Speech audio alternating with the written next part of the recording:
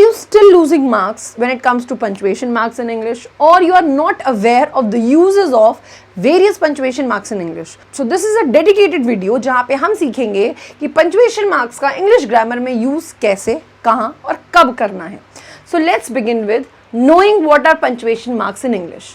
सबसे पहले बात करते हैं full stop, जो कि सेंटेंस के एंड में आता है. क्वेश्चन मार्क जब आपका सेंटेंस प्रश्न पूछ रहा होता है. Exclamation mark when you are giving any type of expressions in a sentence. Comma जब आपको अपने सेंटेंस को कंटिन्यू करना है गिविंग डाइवर्सिटी. कोलन जब आपको एक्स्ट्रा कुछ और डिटेल देना है किसी टॉपिक के बारे में. सेमी कोलन जब आपको दो कंप्लीट ओपिनियंस या फ्रेजेस मेंशन करने होते हैं. कोटेशन मार्क्स जब आपको किसी चीज़ को कोट करना होता है स्पेसिफिकली. एलिप्सिस सो ऑन वाला सेक्शन होता है. Apostrophe, hyphen, dash, slash, parenthesis, square brackets, braces और करली ब्रैकेट्स. तो ये हैं आपके सारे पंक्चुएशन मार्क्स. नाउ इसको जानते हैं और डिटेल में. कैपिटलाइजेशन जो होता है वो सेंटेंस की शुरुआत में होता है या फिर जो अब्रिविएशंस होते हैं उनमें होता है. For example she went to the store. Sentence की शुरुआत हमेशा कैपिटल वर्ड से होती है. She went to the store. Thanks for all your help, comma Ramesh. Name always has to be capitalized. Meera, you and I are going to a party. अब यहाँ पे क्योंकि you क्या है, again as a subject है but sentence की शुरुआत नहीं है, इसलिए ये sentence बिल्कुल सही है. Full stop, again end of the sentence या फिर abbreviations में use होता है. For example, Dr. Smith. Question mark ends as a direct question के form में end होता है.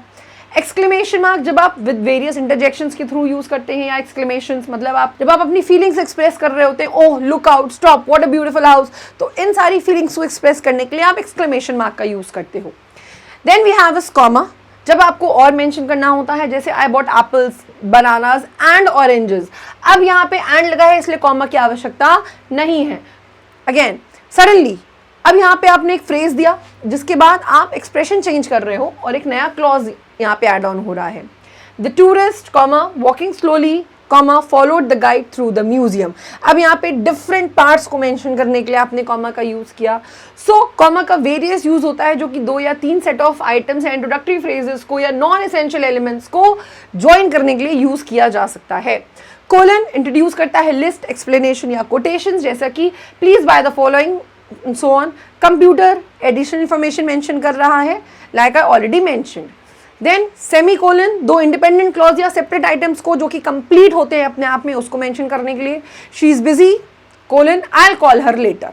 अगेन दो इंडिपेंडेंट क्लॉजेज हैं.